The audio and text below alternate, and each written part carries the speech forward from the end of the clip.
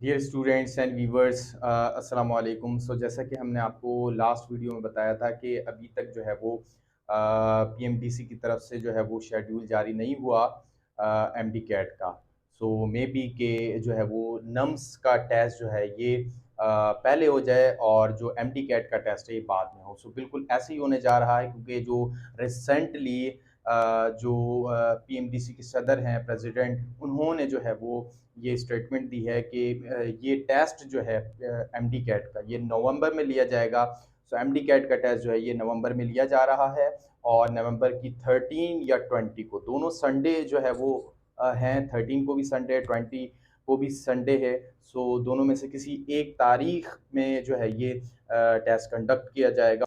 जैसे कि हमने आपको पहले भी कहा था कि वक्त जो है इसको ज़ाया ना करें, इसमें ज़्यादा से ज़्यादा जो है वो तैयारी करते रहें।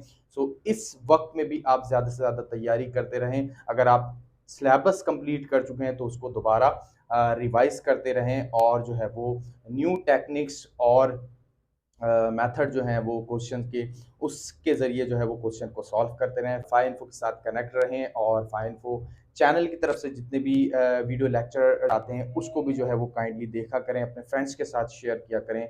सो मिलते हैं जो है वो नेक्स्ट वीडियो में, जब तक के लिए अल्लाह हाफ़िज़।